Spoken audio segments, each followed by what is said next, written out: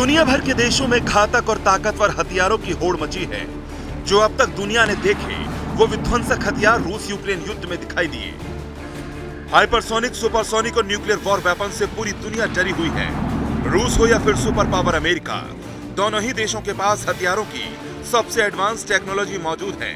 जिस तरह से पिछले एक साल से रूस ने यूक्रेनी शहरों में तबाही का तांडव मचा रखा है, उसमें एक ऐसा हथियार भी है जिसके दम पर रूस ने यूक्रेन में कोहराम मचाना शुरू कर दिया है।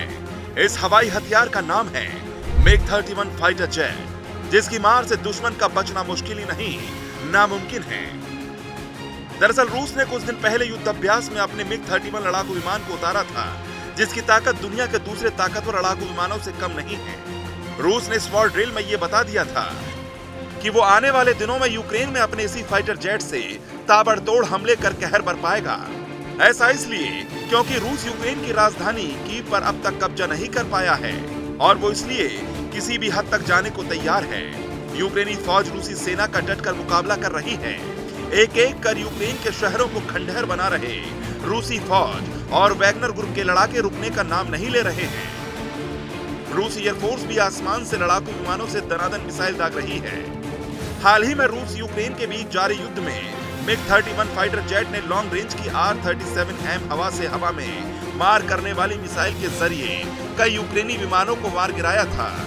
MiG-31 फाइटर जेट की अगर ताकत और खासियत की बात करें तो रूस का MiG-31 फॉक्सहाउंड एक सुपरसोनिक इंटरसेप्टर विमान है जो R-37M hypersonic air to air long range missile से लैस है। MiG-31 के लिए R-37 मिसाइल को R-33 से डेवलप किया गया है। MiG-31 दुनिया के सबसे एडवांस और तेज लड़ाकू विमानों में से एक माना जाता है। रूस ने 4 MiG-31 को क्रीमिया में तैनात किया था।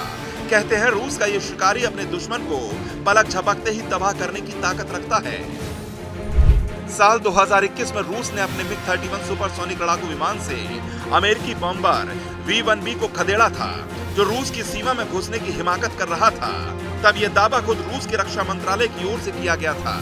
इसके बाद दोनों देशों के बीच तनाव भी बढ़ा। तब रूस ने कहा था कि उसने अमेरिकी युद्धपोत को रूसी जल क्षेत्र का उल्लंघन करने के आरोप में कार्रवाई की। गौर करने वाली बात यह है कि जापान सागर में रूस और चीन मिलकर वॉर ड्रिल को उस वक्त अंजाम दे रहे थे जो अमेरिका को आंख में खटक रही थी। बाद में अमेरिका ने रूस के इस दावे को झूठा करार दिया। रूस लगातार यूक्रेन के मददगार देशों को धमकी देता आ रहा है। एक बार फिर रूस ने परमाणु हमले की धमकी दी है और राष्ट्रपति व्लादिमीर पुतिन का अगला टारगेट अमेरिका हो सकता है। रूसी समाचार एजेंसी तास के मुताबिक एक सीनियर रूसी डिप्लोमेट ने बताया है कि दो परमाणु शक्तियों के बीच सैन्य टकराव का खतरा लगातार बढ़ रहा है। ऐसे में सवाल है कि क्या रूस यूक्रेन के बाद अमेरिका को अपना असली टारगेट बनाएगा? अगर ऐसा हुआ तो इस युद्ध के परिणाम बेहद घातक होंगे।